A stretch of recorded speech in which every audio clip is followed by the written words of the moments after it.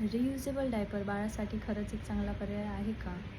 दर महिन्याला आपले हजारो रुपये डायपरवरती खर्च होत असतात आणि तरीही बाळाला रॅशेस, डिस्कम्फर्ट आणि फक्त कचराच कचरा. पण एक आता असाही पर्याय आहे जो पैसेही वाचवतो आणि बाळासाठी सुरक्षित आहे. तो म्हणजे रियुजेबल क्लॉथ डायपर. हो, आजच्या व्हिडिओमध्ये मी तुम्हाला सांगणार आहे की रियुजेबल डायपर खरंच वर्थ इट आहे की नाही. Hello everyone, welcome back to my channel. जर तुम्ही न्यू मॉम असाल किंवा मॉम टू बी असाल किंवा बाळासाठी बेस्ट आणि बजेट फ्रेंडली ऑप्शन शोधत असाल तर हा व्हिडिओ शेवटपर्यंत नक्की पहा. तर आज मी तुम्हाला माझा पर्सनल एक्सपिरियन्स शेअर करणार आहे आणि त्यासोबतच सांगणार आहे रियुजेबल डायपरचे फायदे आणि तोटे.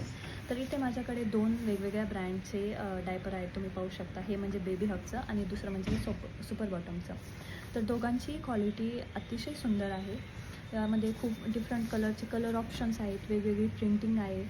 त्यामुळे जे काही डायपर आपल्याला बोरिंग दिसत असतात डिस्पोजेबल डायपर, तसं काही तुम्हाला काही वाटणार नाही आहे. आणि याचं जर पाहिजे तर हा जो बेबी हगचा डायपर आहे तर याला पाहू शकता एक असा खूपच अतिशय जाड असा आतमध्ये पॅड येतो. हा सिम्पली तुम्ही याच्यामध्ये जी काही वरची कवर आहे त्याच्यामध्ये प्लेस करू शकता आणि याला असे स्नॅप बटन दिलेले आहेत.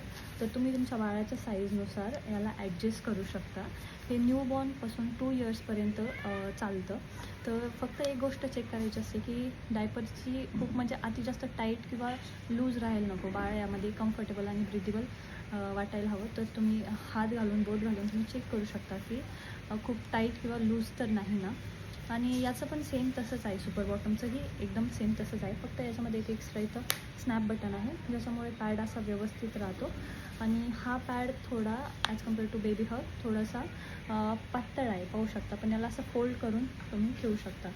तर ह्या डायपरमध्ये सिंगल पॅड किंवा एक्स्ट्रा पॅडही मिळतात जर तुम्हाला एक्स्ट्राचे घ्यायचे असतील तर. पण मी जर म्हणजे माझा एक्सपिरियन्स जर तुम्हाला सांगायचं झालं तर मी तुम्हाला सांगेन की बेबी हगचंच डायपर घ्या. कारण याचा जो मधला जो पोर्शन आहे, हा जो पार्ट आहे, हा याची जरा width as compare to super बॉटमपेक्षा जास्त आहे. आणि त्यामुळे बाळाला असा छानसा सपोर्ट भेटतो. लिकेजचे वगैरे चान्सेस कमी असतात.